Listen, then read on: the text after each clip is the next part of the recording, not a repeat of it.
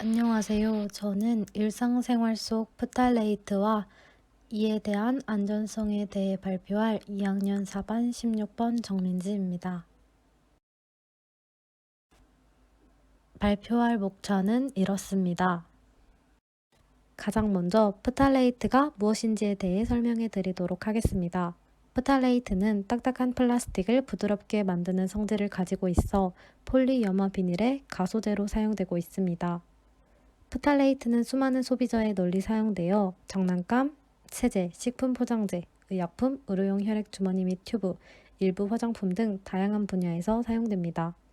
화면에 보이시는 것처럼 프탈레이트의 종류는 굉장히 다양합니다. 두 번째로 프탈레이트의 구조에 대해 알아볼 텐데요. 이에 앞서 한 가지 예시를 준비했습니다.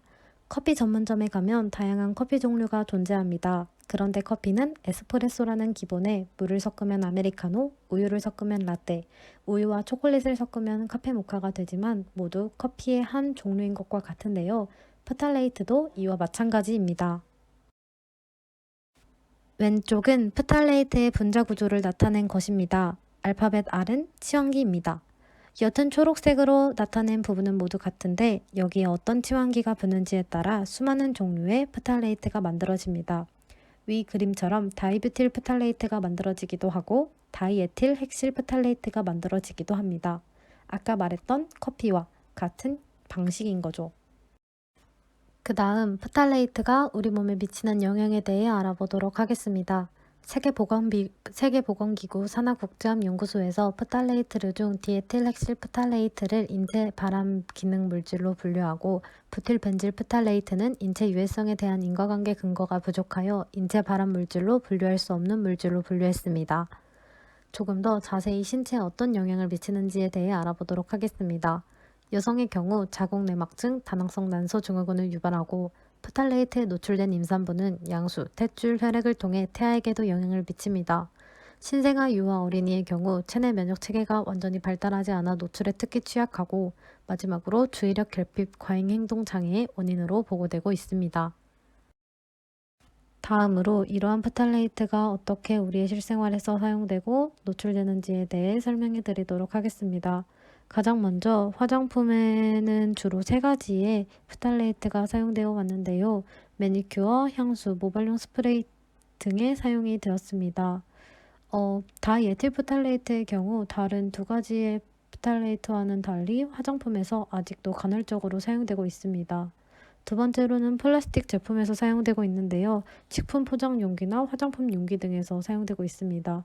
이때 어린이의 경우는 손을 입으로 가져가는 행동이나 장난감 등을 빠는 행동을 통해서 노출이 됩니다. 마지막으로 의료 제품의 경우 적혈구의 안정성을 높여 혈액의 신선도를 유지하기 위해 프탈레이트가 사용된 혈액 저장 용기의 경우 환자의 의료적 처치 또는 의료 서비스를 받는 과정에서 프탈레이트가 인체에 흡수될 수 있습니다. 또한 프탈레이트가 코팅제로 사용된 포장 재질로 인해 일부 의약품이나 영양제 등의 섭취를 통해 노출될 수 있습니다. 프탈레이트 노출을 줄이는 생활 습관에는 무엇이 있을까요? 첫 번째로 물을 자주 마시고 운동을 통해 환경 호르몬을 땀으로 배출하는 등의 올바른 식습관이 필요하고 집안을 주기적으로 청소하여 프탈레이트가 함유된 먼지를 제거하고 비닐봉지 대신 에코백을 사용하는 등 생활 습관이 필요합니다.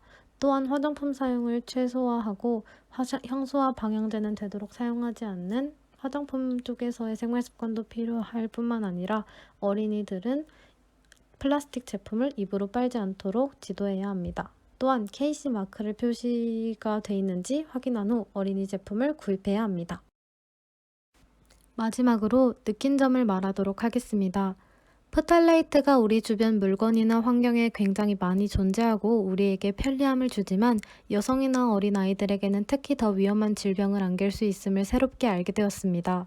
특히 의료시설에서 사용하는 혈액 저장 용기에도 환자에게 좋지 않은 영향을 줄 수 있는 디에틸 핵실 프탈레이트가 존재한다는 것이 신기했습니다. 프탈레이트라는 용어를 언뜻 들어보긴 하였으나 이렇게 자세히 들여다볼 수 있는 기회가 없었는데 이 주제에 대하여 자세히 알아보고 조금 더 쉬운 예시와 설명 방법을 생각하여 설명하니 뿌듯했습니다. 이상 발표를 들어주셔서 감사합니다.